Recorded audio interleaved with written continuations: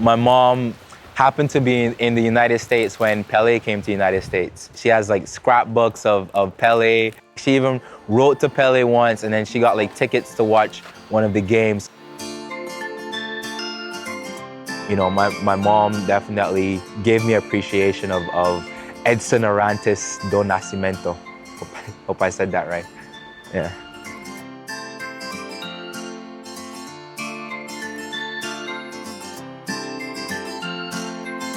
I came to United States at 16, and I was born actually in Brooklyn, New York. My mom lived here for a while, and then, you know, when she was finished college here, she went back to Barbados to work.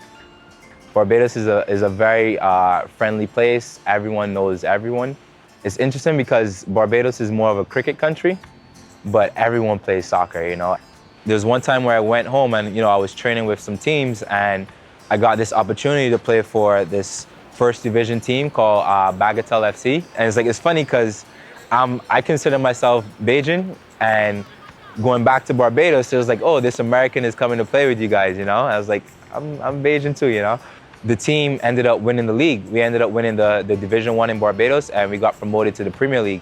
And to me, that was like one of my best experiences, playing in the national stadium. You're playing or you're sitting on the sideline and you can hear everything that people are saying in the stands, well, whether it's good or bad, you know? It was kind of tough, you know, coming here by myself, and I think soccer definitely helped me to like make friends as well. When I played in Queens, the soccer team was made out of Ecuadorians and Colombians. Remember, I had a couple coaches that would only speak Spanish, and then he'd just like look at me and he'd be like, Charles, pica, pica. And I'm like, I don't know what that means, but he'd just like yell at me, and just, I guess that meant to run or something. But I was the one guy of Caribbean descent. You know, you start learning different cultures and making a lot of new friends through soccer. New York is a place where you have an opportunity to get like a lot of different experiences, and my personal experience is coaching. That's part of what we do at Street Soccer USA. What we do is we bring soccer to underserved neighborhoods.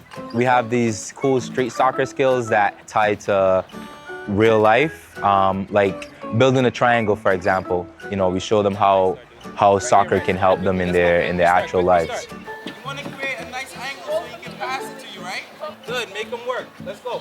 I became a fan of watching soccer, and I was kind of more of a fan of the guy in the suit, Arsene Wenger or Sir Alex Ferguson, kind of tinkering with the game or making subs and making decisions that would change the game.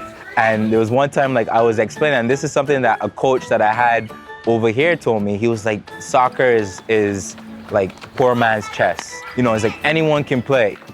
This one kid who, I think he used to like listen to everything that I say, and like I loved it. I just remember one time I was speaking to the team that I had, and I used that reference, and like for some reason it stuck with that kid. I hope that I can inspire them. Definitely the skills that I'm learning in New York, I hope that they help me for, you know, the future and, you know, my long-term goals of becoming a professional manager.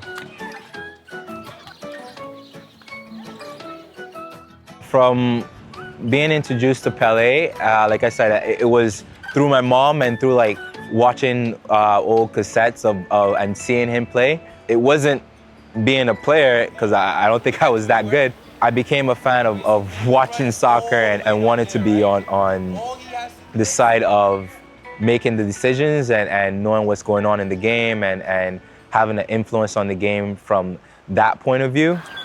I have to say the biggest influence that I've had in my life in general, but in soccer as well, is my mother. Yeah, my mom is the most important thing in my life. Most important reason why I'm playing soccer. Most important reason why, you know, able to survive in New York, because she's had similar experiences to me. She knows, like, you know, the headaches you get from taking the train to finding a job. You know, my mom, she's very supportive and encouraging of everything I do. So she's, you know, she's very, very, very important to me.